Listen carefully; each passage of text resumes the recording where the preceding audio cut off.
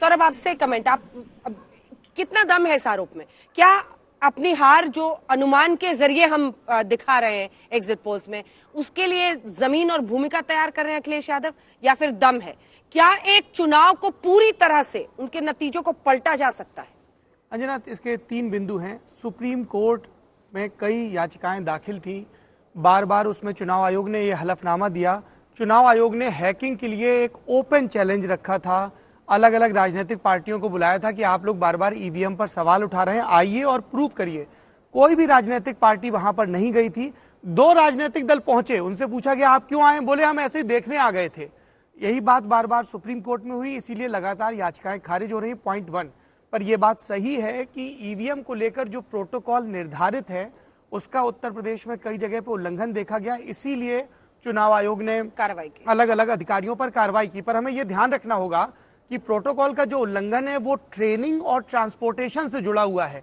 एक भी ऐसा प्रमाण सामने नहीं आया है जहां स्ट्रांग रूम के अंदर बंद ईवीएम से छेड़छाड़ की शिकायत या घटना। काउंटर सवाल है। आप कह रहे हैं कि छेड़छाड़ नहीं हुआ है, 3 ट्रक्स में ईवीएम को ले जाया जा रहा है, क्या आरोप है, क्या पॉसिबिलिटीज है, उस पर जरा बात करते हैं जी। 2 बातें बार बार विपक्ष की तरफ से कही जाती है कि डिले किया जाता है, बहुत लेट किया जाता है। तो लेट में आप क्या कर सकते हैं? आप क्या ये मान रहे हैं कि डिले कर रहे हैं तो आप उसी समय कैंडिडेट से कुछ कॉम्प्रोमाइज कर रहे हैं, क्या कर रहे हैं? लेट करने से काउंटिंग को क्या फायदा कोई उठा सकता है, मैं ये समझना चाह रही हूँ। ये सारे ही आरोप भी कल लगाया है उन्होंने। ये सारे ही राजनीतिक दल, अंजना, जो आरोप लगा रहे हैं, ये कभी ना कभी सत्ता में रहे हैं। इनके तय किए हुए, तैनात किए हुए डीएम और एसपी रहे हैं, पहले बसपा के, फिर सपा के और भाजपा के। तो इन सबको ये लगता है कि यदि करीबी मुकाबला है तो प्रशासन के शीर्ष पर जो बैठा है उसको मैनेज करके कुछ हो सकता है, इस तरह की धारणा है। आप फिर डिले करने से क्या हो सकता है? डिले करके आप क्या कर सकते हैं? इस तरह की बातें कही जाती हैं अंजना कि कहां पे आप रीकाउंटिंग का ऑर्डर देंगे, कहां पे रीकाउंटिंग का ऑर्डर नहीं देंगे क्लोज कंटेस्ट में, क्योंकि आरओ वो अधिकारी होता है। हाँ, डिले करने से क्या फायदा हो सकता है? जो बार बार डिले करते हैं अधिकारी से, डिले भी आप कराएंगे तो अल्टीमेटली वही काउंट करना होगा ना आपको। नहीं, डिले करने के पीछे जो कहा जाता है ये कि जहां मार्जिनल डिफरेंस की जो सीटें होती हैं उनमें, जैसे बिहार का था मामला। हाँ, बिहार में था, तो बिहार में तेजस्वी यादव का आरोप है बहुत डिले हो रहा था, बहुत डिले हुआ और 11-12 सीटों में उनका कहना है कि पोस्टल बैलेट बाद में रिकाउंट करा के रिजल्ट बदल दिए गए। ये आरोप है तेजस्वी यादव का और आरजेडी का। तो इस तरह के पोस्टल बैलेट का रिकाउंट कराया गया, ये आरोप है उनका आरोप है तेजस्वी यादव का। और रात में जो 11-12, फिर यही सवाल आ रहा है ना कि क्या ये मुमकिन है? नहीं, मुमकिन है कि नहीं है, देखिए क्या डीएम ऐसा करा सकते हैं अपने स्तर पर? डीएम ऑर्डर दे सकता है रिकाउंटिंग की, क्यों नहीं? वो डीएम तो और वो जब एकदम क्लोज फाइट पाया गया तो उसमें रिकाउंटिंग करा के बाजी पलट गई। ठीक है, प्रोपोजिशन नंबर 2, जब वो ट्रक्स में 3-3 ट्रक में इस तरह से ईवीएम को ले जाया जा रहा है, क्या किया जा सकता है ईवीएम के साथ? देखिए अंजना, ये सिर्फ 3 ट्रक का मामला नहीं है, 3-4 घटनाएं ऐसी हुई हैं, बरेली में भी हुआ है। हाँ, नहीं, क्या किया जा सकता है?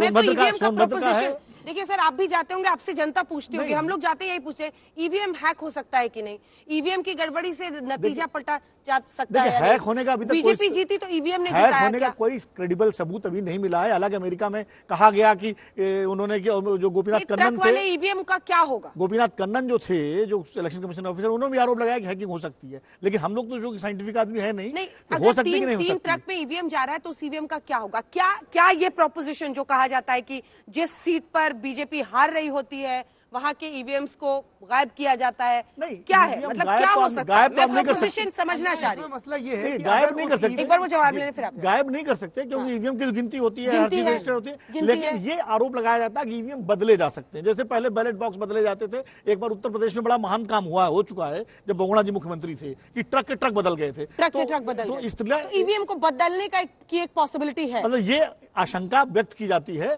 कि मान लीजिए एक प्रोग्राम ईवीएम जिसे वोट डाल दिए और वो बदल दिया। ये डीएम साहब इतने ईवीएम लेकर उतने ही गिनती के साथ कहीं खड़े, मतलब मैं सिर्फ ठीक है, आपको सवाल बिल्कुल जायज है। ये सवाल उठने चाहिए। लोग पूछते हैं सड़कों पर कि आखिर क्या होता है ईवीएम को, क्या वाकई ईवीएम से कोई जीत सकता है? अब सर, लोग जब हम भी चुनावी कवरेज के लिए गए तो लोग कहते हैं कि भैया जब हम ब्लूटूथ से फोटो भेज सकते हैं तो कोई मशीन के पास जाके डेटा कैसे नहीं बदल सकता। एक ने तो ये थ्योरी भी सुना दी कि इमीडिएटली कुछ और दिखता है, लेकिन ऐसी प्रोग्रामिंग भी तो हो सकती है कि 24 घंटे बाद कुछ और दिखे। आजकल डेटा जनता बदल ज्यादा जाए। तकनीकी रूप से ये वो हो देखिए, गई। पर ये लेकिन फंतासी आपको का ये भी सवाल बता है। दें कि किसी भी तरीके से इंटरनेट से कनेक्टेड नहीं होता है ईवीएम, बिल्कुल। इसीलिए उसकी मास हैकिंग की पॉसिबिलिटी खत्म हो जाती है।